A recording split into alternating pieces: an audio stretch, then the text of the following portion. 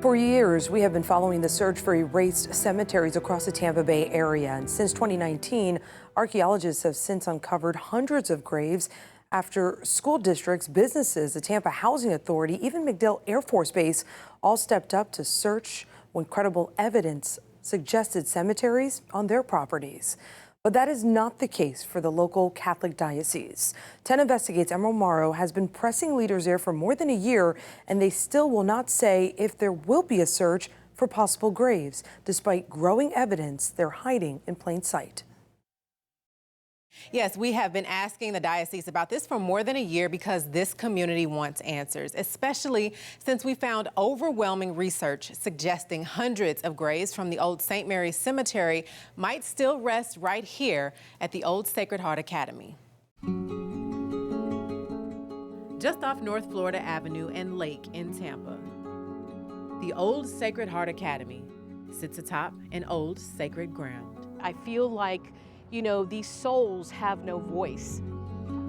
The souls of St. Mary's.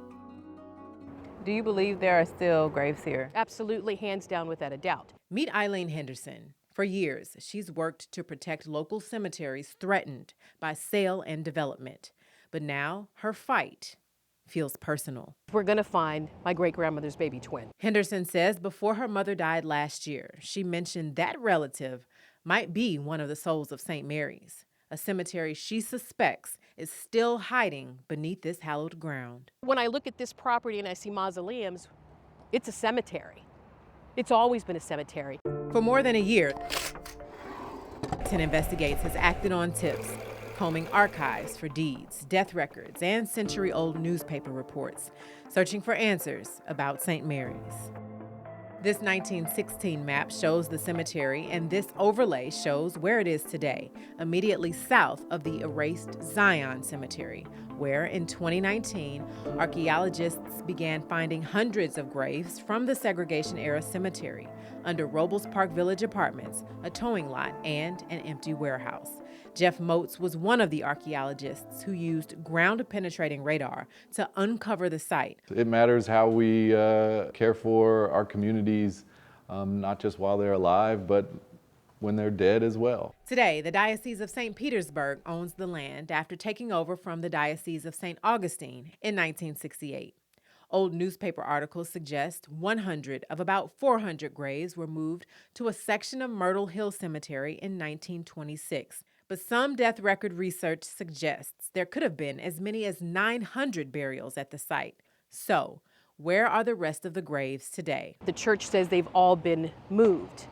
If they've all been moved, then show us the documentation to show us where they are. And if they all have been moved, then let us do a GPR to prove it.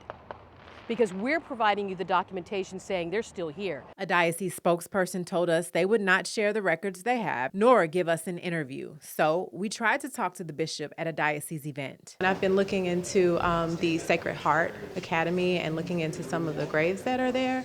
And I'm not going to discuss that. Well, the families are asking me, you know, if you're able. Our diocese is working to resolve that issue, and we're committed to doing so. We're doing our part to do the research and to research the history there. Will there be any ground penetrating radar at all for the area? I'm not able to answer that today. Okay. There are some families that are just really looking for some answers. And we're committed to trying to provide answers to them. But families we've spoken to say they still don't have closure. Alexia Saveda told us last year she's been looking for her great-grandfather's grave for years and hasn't had much luck. I was quite convinced then, and I'm even more convinced now, that his remains were never moved. The likelihood that there still are some remains there is high, and especially over the lessons that we've learned in the last couple of years. Relocating human burials is a difficult process, and it's not always the most thorough. And that understanding the law that human remains are protected whether they're on public or private property. In this case, property Henderson hopes the diocese will search. Look at the documentation, open your hearts, pray, and I know the message will come to you to do the right thing. Do unto others as you would have others do unto you. The diocese did say in an email their hearts go out to anybody who cannot find a loved one, and they want anyone looking for family members to reach out. We have that contact information and more of the diocese statement on 10tampabay.com. And of course, if you have tips, send them our way. Emerald Morrow, 10 Investigates. You can see more stories from Emerald's series Erased on 10tampabay.com.